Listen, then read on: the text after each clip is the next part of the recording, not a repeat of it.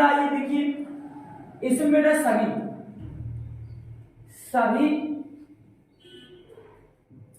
त्रिकोणमिति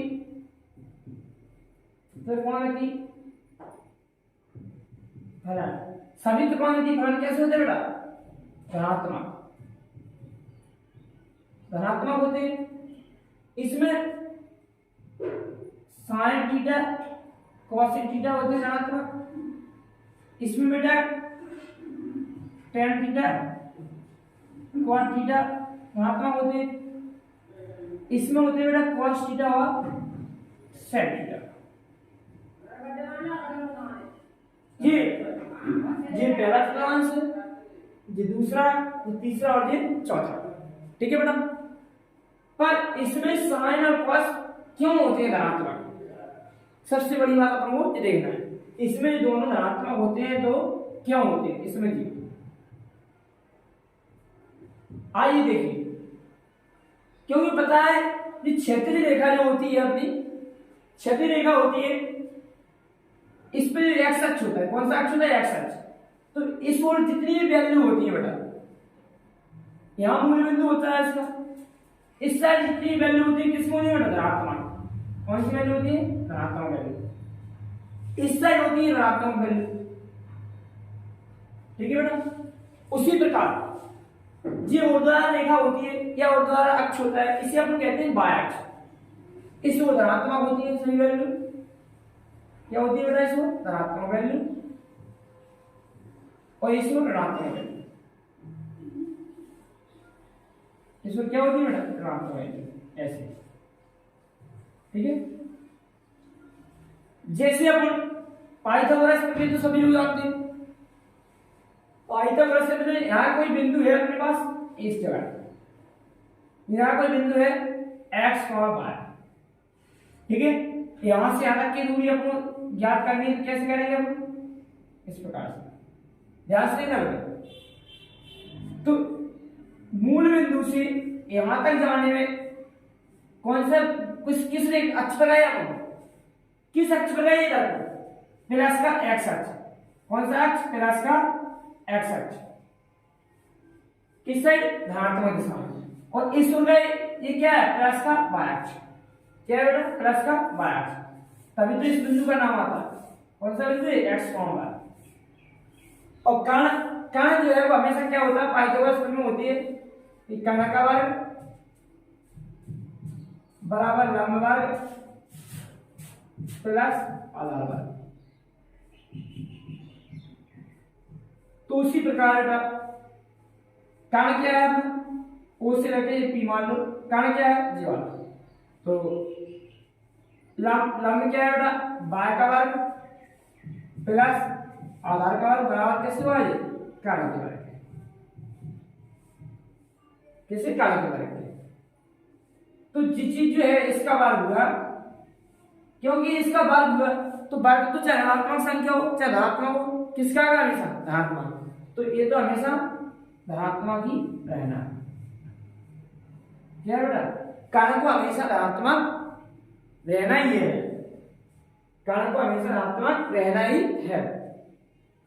अब अपन निकालना है साइन का। तो साइन की वैल्यू क्या होती है बेटा? साइन लंब बटे कर्ण। क्या होती है? लंब बटे कर्ण। तो लंब बेटा क्या है? बाय कैसा है? धनात्मक। कैसा है? धनात्मक। कर्ण क्या? ये भी अपना धनात्मक है। क्या है? यानी दोनों वैल्यू यहां भी प्लस की और बटे में यहां भी प्लस। जब चिन्ह आएगा तो किसका आएगा बेटा? धन का, भाग देने के बाद। उसी प्रकार tan का ले लीजिए या cos का ले लीजिए। cos का क्या होता है बेटा? cos थीटा आधार बटे कर्ण। यानी L को अपन कहते हैं लंब और कर्ण को क्यों कहते हैं? कर्ण। ठीक है बेटा। या आप हिंदी में लिख सकते हैं, यहाँ जैसे यहाँ लिख सकते हैं आधार बटे कर्ण, ए बटे कर्ण माने के। आधार क्या है बेटा? x। तो x किसकी है? धनात्मक। x किसकी वैल्यू है? धनात्मक वैल्यू। कर्ण क्या है बेटा? धनात्मक। तो दोनों में अपन भाग देंगे तो इसका चिन्ह किसका आएगा? धन का चिन्ह आएगा। उसी प्रकार साइन प्लस का था तो चिन्ह किसका आया है, प्लस का। ठीक है बेटा, यहाँ भी प्लस का है। अब tan के लिए देखो, tan थीटा tan का होता है लंब बटे बेटा आधा, तो लंब बटे आधा। इसमें क्या आएगा बेटा, धनात्मक चिन्ह लंब किसका है, धनात्मक, आधार क्या है, धनात्मक, तो वैल्यू कैसे आएगी बेटा, धनात्मक। इसी प्रकार ये तीन वैल्यू आ रहे हैं अपनी में, सेक, कॉट और कॉसेक, इनके जी क्या होते हैं, उल्टे होते हैं बेटा, तो वो भी कितने हैं, धनात्मक आ गए। इसलिए प्रथम चतुर्थांश में सभी क्या होते हैं, धनात्मक होते हैं चिन्ह। इसमें क्या है बेटा, जैसे अपन ने इसी वैल्यू को जैसा डायग्राम से बनाया, यहां से अपन यहां गए इस बिंदु पे, यहां से यहां गए, तो ध्यान से क्या है, यहाँ 90 डिग्री एक कोण बन गया, यहाँ 90 का बना, यहाँ भी 90 का बना था। कौन सी त्रिभुज बन गई, समकोण त्रिभुज बेटा। अब इसमें आपको देखना है जी क्या है, ऋणात्मक चिन्ह, जी क्या है, ऋण, क्योंकि x के विपरीत दिशा में, मैंने पहले ही बता दिया कि इस साइड जो अक्ष है वो ऋणात्मक अक्ष है, और जी क्या है, जी अपना है धनात्मक, जी क्या है ऊपर धनात्मक हो, और कर्ण हमेशा कैसा रहेगा, कर्ण हमेशा धनात्मक ही रहेगा, क्योंकि इनका वर्ग होता है, इनका वर्ग, और वर्ग चाहे ऋणात्मक संख्या का हो चाहे धनात्मक संख्या का, हमेशा कैसा रहेगा, धनात्मक रहेगा। ठीक है बेटा। अब आपको जे लंब है, जे आधार और जे अपना कर्ण, या आपने इसे लंब मान लो, इसे आधार मान लो, वो थीटा के ऊपर डिपेंड करता है। मान लो थीटा अपना यहाँ रहा, इससे बड़ा, तो आधार ये है, इसे अपन आधार मानेंगे, इसे लंब ये अपना। ठीक है बेटा। अब आपको निकालना है साइन थीटा बराबर, साइन थीटा का क्या होता है बेटा, लंब बटे कर्ण, तो लंब बटे कर्ण बेटा, लंब बटे कर्ण, तो लंब किसका है, चिन्ह देखो धनात्मक चिन्ह धन का आएगा, जो भी संख्या है वो किसकी आएगी, धन की आएगी। कर्ण किसका है बेटा, धनात्मक, तो इधर भी धनात्मक आएगा। जब धनात्मक संख्या से अपन धनात्मक संख्या में भाग देंगे तो हमेशा कैसे प्राप्त होगा, धनात्मक। इसलिए सेकंड चतुर्थांश में साइन कैसा होता है बेटा, धनात्मक।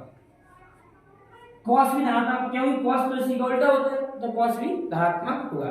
ठीक है बेटा, क्योंकि कॉस बराबर होता है कर्ण बटे आधार, यानी कर्ण बटे स्क्वायर, कर्ण बटे लंब, जो ऊपर पर चला गया इसी ने चले गए। ठीक है, तो कॉसेक भी धनात्मक आएगा। आप देखते हैं tan, tan थीटा बराबर होता है बेटा लंब बटे आधार, क्या होता है, लंब बटे, लंब क्या है बेटा, धनात्मक, धन का आगे ये संख्या, आधार क्या है, ऋणात्मक, आधार क्या है, ऋणात्मक। जब आप धनात्मक संख्या में ऋणात्मक संख्या से भाग दोगे तो हमेशा कैसा चिन्ह प्राप्त होगा बेटा, ऋणात्मक संख्या, कैसा हुआ, ऋणात्मक। तो tan सेकंड चतुर्थांश में किस प्रकार का आएगा, ऋणात्मक आएगा। ठीक है, उसी प्रकार tan को देखो बेटा, tan भी सॉरी cos, cos को देखो, cos थीटा बराबर होता है आधार बटे कर्ण, आधार बटे कर्ण बेटा। आधार का देंगे बेटा, आधार किसका है, ऋणात्मक, तो ऋणात्मक आएगा, और कर्ण किसका, धनात्मक आएगा। जब ऋणात्मक संख्या धनात्मक से भाग देंगे तो हमेशा ऋणात्मक प्राप्त होगा, तो इसलिए cos भी अपना ऋणात्मक आता है। इसी प्रकार अपन इस चतुर्थांश में जाएंगे, यहां से देखो यहाँ, तो अपन ने इस प्रकार से या यहाँ ले लो, इस प्रकार से देखो यहाँ। अब जी क्या है बेटा, लंब, क्योंकि थीटा तो यहाँ बनेगा। ठीक है, उसी प्रकार एक यहाँ आएगा, उसी प्रकार एक यहाँ देखिए, यहाँ देखिए यहाँ, तो ये भी कितना थीटा, यहाँ भी थीटा। तो उसी प्रकार जी अपना क्या है, कर्ण है बेटा, जी अपना लंब है, जी आधार है, यहाँ क्या होगा बेटा, आधार।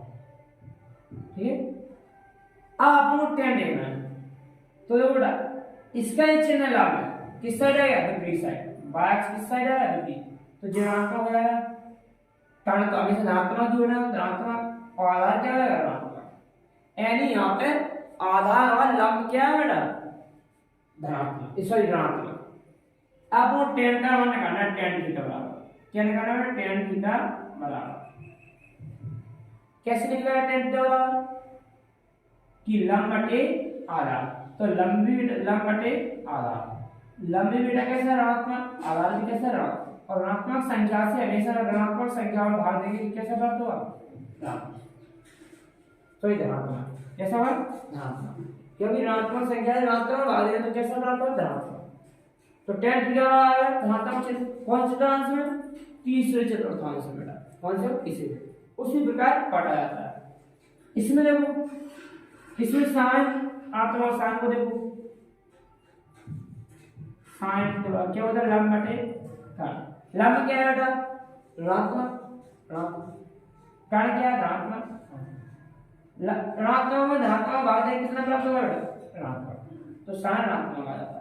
उसी प्रकार cos भी ऋणात्मक आ जाता है, cos को क्या होता है, आधार बटे क्या, साइन cos जो क्या होता है बेटा, आधार बटे कारण, तो इसमें आधार कैसा है, ऋणात्मक, तो ऋणात्मक बटे कारण कैसा है, धनात्मक, तो चिन्ह कैसा आएगा बेटा, चिन्ह आएगा अपना ऋणात्मक, तो साइन और cos इसमें कैसा है, ऋणात्मक, tan कैसा है, धनात्मक, और tan का उल्टा होता है cot, तो उसको भी धनात्मक लिखेंगे, साइन का उल्टा cos से होता है तो ऋणात्मक आएगा, cos का उल्टा sec होता है तो वो भी ऋणात्मक आता है, ठीक है बेटा। उसी प्रकार अपन इसमें देखेंगे, इसमें ये क्या है, जिसकी ये लंब है इसकी वैल्यू बेटा कैसी है, ऋणात्मक, कैसी है, ऋणात्मक, कारण की तो हमेशा ऋणात्मक होनी है, इसकी ऐसी धनात्मक, और ये क्या है, इसकी वैल्यू धनात्मक है आधार की, ठीक है, क्योंकि ये x अक्ष है और ये y अक्ष है, यहाँ से कितना जा रहा है, y अक्ष, कितनी दूरी तक चला, y अक्ष पर चला, यहाँ पर किसको, ऋणात्मक के साथ, कौन सी दिशा में, ऋणात्मक। जब अपन cos का मान निकालेंगे, पहले साइन का निकालो, साइन का मान जब निकालेंगे, साइन थीटा बराबर क्या होता है, लंब बटे कारण बेटा, लंब क्या है बेटा, ऋणात्मक, कारण क्या है, धनात्मक, प्राप्त क्या होगा बेटा वैल्यू में, ऋणात्मक चिन्ह। उसी प्रकार बेटा cos को देखो, cos थीटा बराबर होता है आधार बटे कारण, आधार क्या है बेटा, धनात्मक, कारण क्या है, धनात्मक, कौन सा चिन्ह प्राप्त हुआ, धनात्मक, tan थीटा बराबर बेटा आधार बटे, सॉरी लंब बटे आधार,